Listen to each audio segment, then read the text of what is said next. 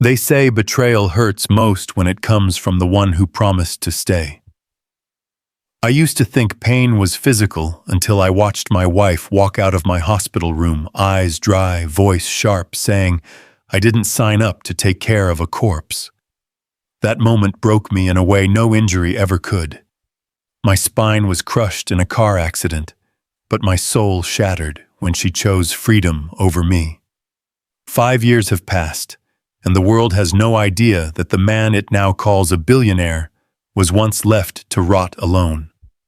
My name is Gerald Harper.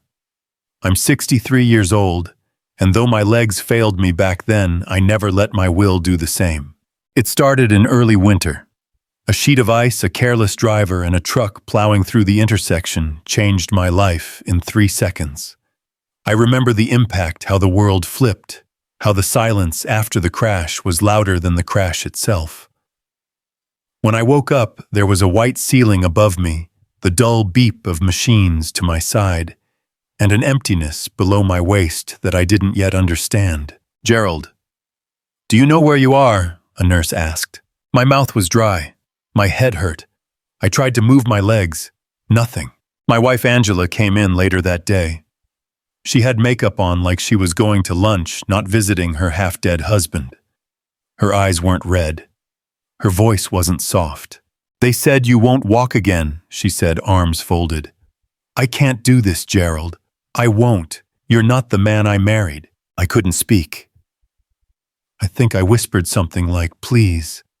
Or maybe it was just the sound of my heart tearing. But she just scoffed. "I've already spoken to the lawyer. Papers will be sent."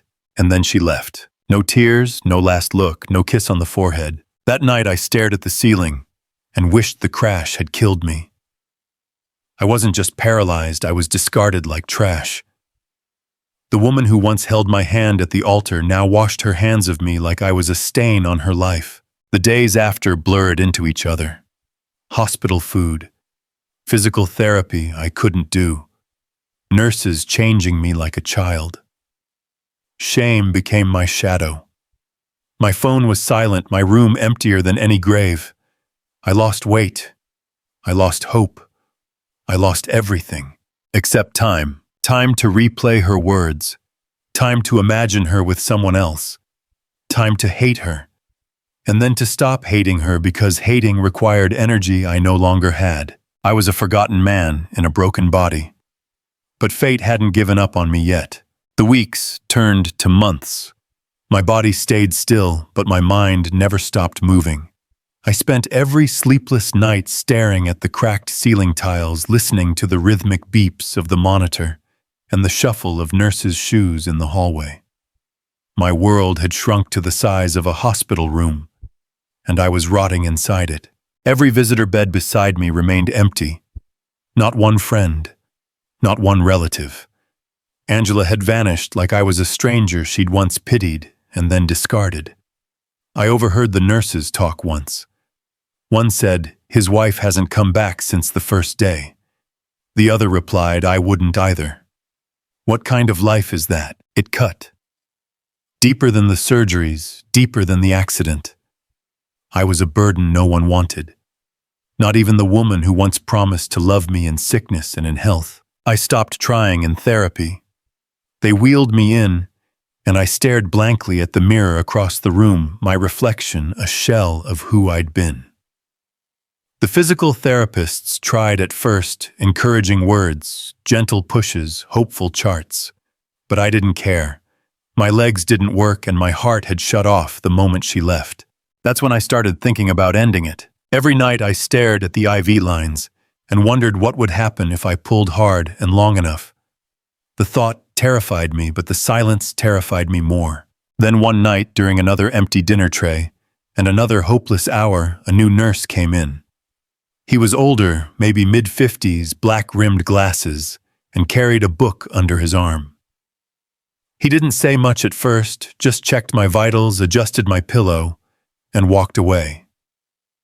But he came back the next night. And the next.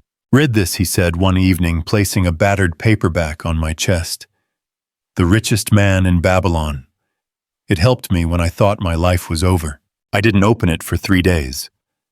But boredom eventually got the better of me. I read a few pages, then a few more. Then I asked for another book. Then another. The nurse's name was Henry. He used to run a business before cancer took his wife and nearly his mind.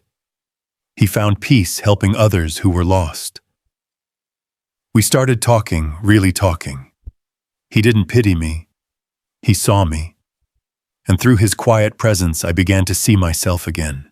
Henry taught me how to use a tablet with voice commands, introduced me to audiobooks on investing, showed me how to open an email account, how to track stocks, how to research online markets. While my body failed, my mind sharpened. I stopped waiting for someone to save me. I began saving myself. The hospital room was still cold, my legs still lifeless, but something was flickering in me. A tiny ember that hadn't been fully crushed by the weight of betrayal. An ember Henry helped protect, and soon I would set fire to the life I thought was gone. I never thought a hospital bed could become a boardroom, but in my case it did. With Henry's guidance and hours, no months of online learning, I began to see something I hadn't felt since before the accident: control. I had control over knowledge, control over ideas, control over where I put my attention, even if I couldn't put it into my legs. It started small. I noticed a medical supply company listed on a blog. Its stock was undervalued. I took a risk with the tiny disability payout I had. Barely a few $1,000s. It tripled in 6 months. I reinvested, studied harder, listened to market trends. I learned about e-commerce affiliate marketing software startups. My hospital room became an office filled with spreadsheets, PDFs, charts, and late-night calls with people who never even knew I couldn't walk. When I finally transferred to assisted living, I already had $30,000 in a brokerage account and a growing stake in a small app startup. Henry hugged me the day I left. "You've got more inside you than most men I've met who could run a marathon," he said, tearing up. "Don't stop now." I didn't. At the new facility, I asked for a private room and reliable internet. I paid extra. Then I hired a virtual assistant to help me run tasks. When one of my online business ideas, a low-cost software tool for small business accounting, took off, I poured every dime into scaling it. In 1 year, I had 5 remote employees. In 2, I had an office in Austin I'd never stepped foot in. I did interviews through voice avatars. Had my assistant appear on video calls using deepfake tech that mimicked a generic face. I wasn't hiding, I was creating a myth. Investors assumed I was eccentric, private, maybe scarred. None of them knew the truth that the man behind the brand was wheelchair-bound, once abandoned like a forgotten piece of furniture. 3 years after the accident, Forbes listed my startup as one of the 10 most promising digital disruptors. My net worth passed $10 million the week I signed a merger deal. I wept alone that night. Not because I was rich, but because I had value again, and no one gave it to me. I earned it. I didn't contact Angela. I didn't want revenge. Yet, by year 5, I was walking again with assistance. A new therapy, a custom exoskeleton brace, and hundreds of grueling hours gave me just enough mobility to stand tall at a press conference. The cameras didn't catch the pain. They caught the smile. My company's new foundation aimed to support disabled entrepreneurs. It made headlines. It brought in stories. It brought in faces. And one of them was hers. Her name was on the application list. Angela. She had no idea I was the man behind it all. But she would. I stared at the screen for a long time. Angela Williams. Her name was right there in the foundation's applicant database, requesting emergency funds, listing herself as a single mother of 2 recently laid-off house in foreclosure. No mention of her husband's death. No mention of me. Just a desperate plea for help. Part of me laughed. The other part, well, it just went numb. I hadn't spoken her name in 5 years. I had erased her from every piece of my new world. And yet here she was, reaching out unknowingly to the man she left for dead. The irony was delicious. My assistant Melanie noticed my expression. "Something wrong, Mr. Harper?" I nodded slowly. "Bring her in. But make sure I'm present when she comes." A week later, she walked through the front doors of the Harper Foundation's headquarters.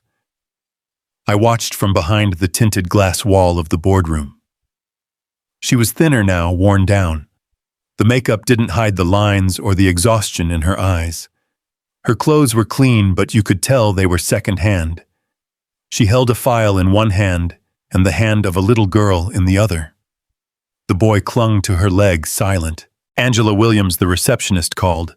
"Please follow me." Melanie led her into the conference room. I entered last. Her eyes were scanning a flyer on the table, her back turned to me. I took my time, letting the soft thud of my cane hit the floor as I approached.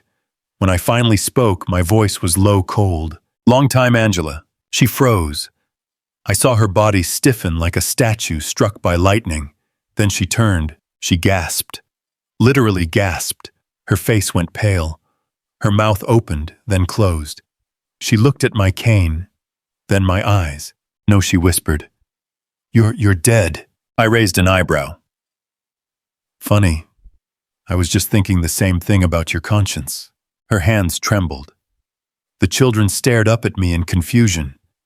She swallowed hard. I didn't know you were. I thought, Gerald, I didn't think you'd ever." "Walk live, succeed," I snapped. "You thought I'd rot away in a hospital bed while you played happy wife to someone else, didn't you?" Tears welled in her eyes. I was scared. "You don't know how hard it was. I wasn't ready to be a wife to a man who needed you." I leaned in. "You weren't ready for loyalty. That's what you weren't ready for." She tried to explain, excuses pouring out like sewage, but I didn't hear them. I looked at the children again.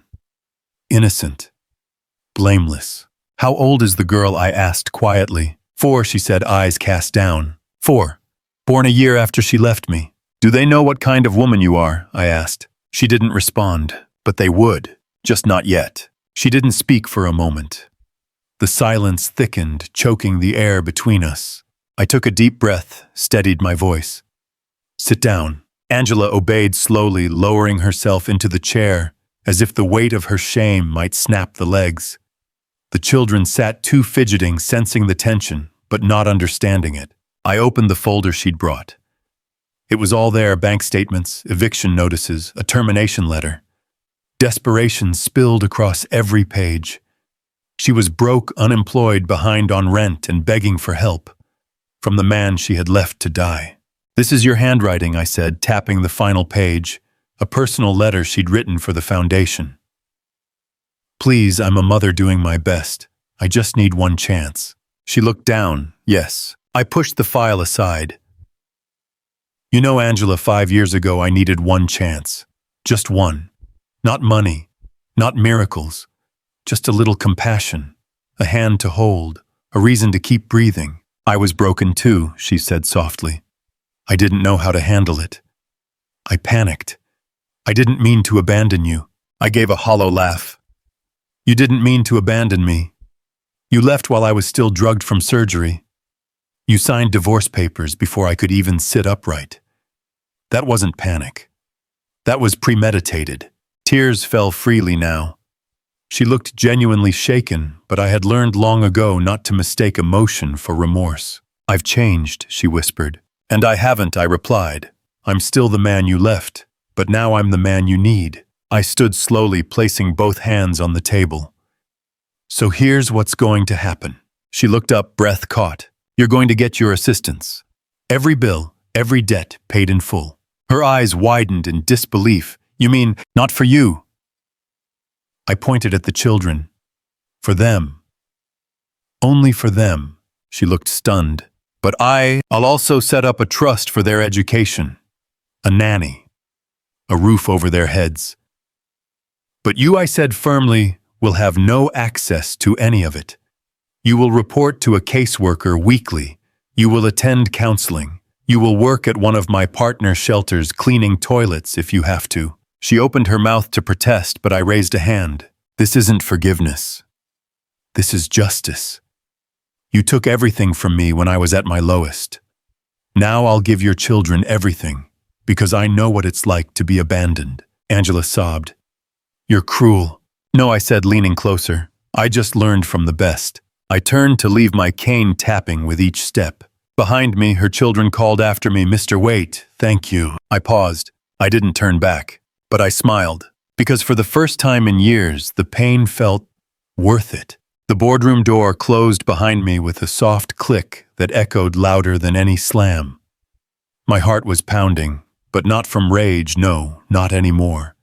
It was the adrenaline of reclaiming power, of finally choosing how the story ended. Back in my private office, I stood before the window overlooking the city skyline. I had built everything from nothing. Brick by digital brick, dollar by earned dollar, I had clawed my way back from being a discarded cripple in a sterile hospital room to a man whose name opened doors and closed mouths. Angela had called me cruel, but I had been merciful. She still had a chance, a narrow one, but a chance. Her kids would never sleep on cold floors or go to school hungry. They would never know what it meant to be worthless, not if I could help it, because I knew I had been that man. As the sun dipped below the buildings, I sat at my desk and opened an old photo album Melanie had recovered from my storage unit months ago. It held pictures of Angela and me back when I thought we were invincible, when I believed vows meant something. I stared at one photo, her holding my face, smiling like she meant it. I tore the photo in half, then fed it into the shredder. Closure. A few weeks passed. Angela kept her word. The reports came in. She was showing up to work on time, attending group therapy, even speaking at single mother support groups. I wasn't moved, not yet, but I noted it. One evening, my assistant knocked. "Sir, she's here." "Angela." She nodded. "Alone." I sighed. "Let her in." Angela walked in slowly, more composed this time.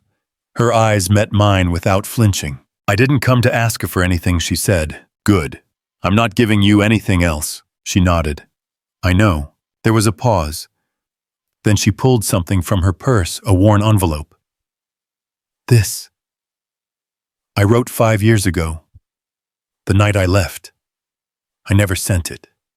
I couldn't. I didn't take it at first. But she placed it gently on my desk and stepped back. "I just wanted you to know. I died too that day. But only you found a way to come back." And with that, she turned and left. I didn't read the letter. I didn't need to. I already knew what it said, and it didn't change anything. I'd already made peace with the man in the mirror. And he didn't live in the past. He walked forward, even if he still carried a cane. If you're hearing my story, let me tell you this: pain doesn't have to define you. Betrayal doesn't have to bury you. I was 58, broken, paralyzed, and discarded by the one I trusted most. But what Angela took from me wasn't the end. It was the beginning of a fire I never knew I carried. To anyone who's been abandoned, left behind, or told they're useless, your story isn't over. You are not done. Even when the world stops believing in you, you must believe in yourself. Healing doesn't always mean forgiving. Sometimes it means rising so high that your absence becomes louder than your presence ever was. I didn't get revenge with violence. I got it with silence, with success, with choosing who I wanted to become. You're stronger than you know. And one day the people who gave up on you, they'll have to knock on your door. The choice is yours, whether you open it.